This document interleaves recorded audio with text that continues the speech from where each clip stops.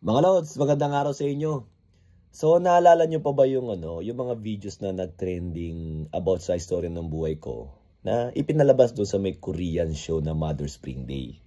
So, si Mother Spring Day ang tumulong sa akin para mahanap ko yung nanay ko. Siyempre, nag-connecta sa akin doon si Sir Steve, isa ring Korean na naka-base dito sa may Pilipinas. So, medyo pakita ko lang sa inyo mga Lods kasi meron akong shinare doon sa may sa may social media account ko, FB. So, ito yung video na yon.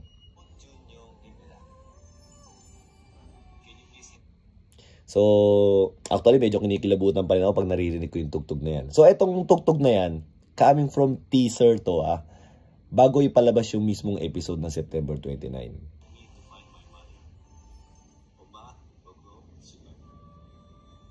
Yan.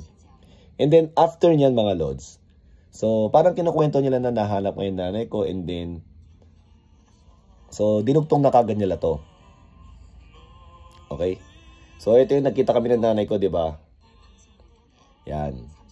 So, actually, itong video na to, hindi na to about sa akin. Parang ang kinukwento sa video na to na dahil sa episode nila na to, na naging successful, na nagkaroon ng mga, parang talagang media mileage. Pati si Madam Tony Gonzaga na interview ko sa KMJS, si Madam Jessica. So, sa sobrang nag-trending siya, merong Pilipinong tumawag sa may TV Joseon Mother Spring Day na nagpapatulong ding maghanap ng nanay niya in Korea.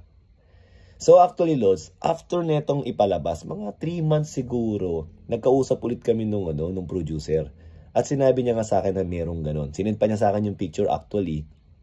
Pagkatapos, tinanong ko sila kung ano may tutulong ko. Siyempre, di ba, parang bilang gante, hindi ko nga alam kung makakatulong ba o hindi. Ang sabi lang sa akin, hindi, wala. Gusto ko lang malaman mo. Pero wag ko daw ilalabas at sasabihin kahit kanino. So sobrang tahimik ko actually, Lods, pero alam ko meron na silang project na ginagawang ganito. So yan, panoorin niyo, Lods, yung teaser na to sa may FB ko. Shinare ko yung video ng mismong producer. So sana, Lods, suportahan natin to kasi para lalong ganahan yung mga ganitong klaseng mga producer na tumutulong sa mga ganitong klaseng sitwasyon. Nakita nyo naman, di ba, napakaganda na naging effect, naging inspirational yung unang project nila sa akin.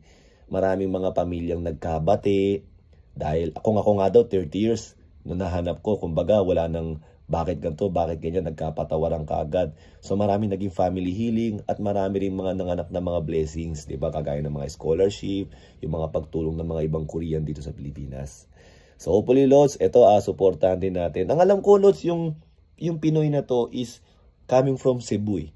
Yun ang pagkakaalala ko na hindi ko alam kung nakatira na sila sa ibang bansa. Pero Filipino siya, coming from Cebu, yun ang alam ko.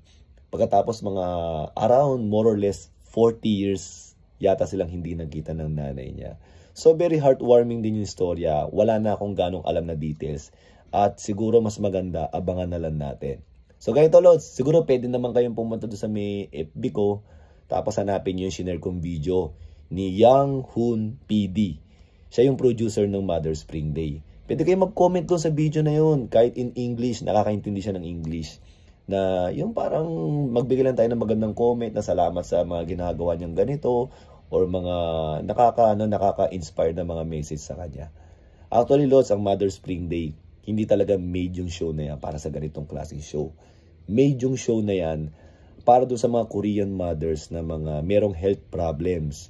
Kasi yung pinaka-main host talaga niyan is a doctor. At yung lower back yung parang specialty niya. Hindi ko alam parang yun yung mga madalas na ginagamot niya.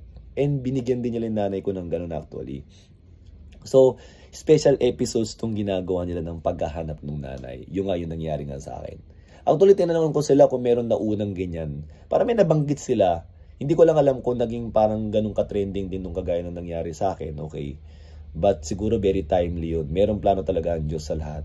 But anyways, again, babalik ko lang. Sana suportahan natin sila. And hopefully, Big Brother, Mr. Producer of the Mother Spring Day, always take care and God bless always. Thank you.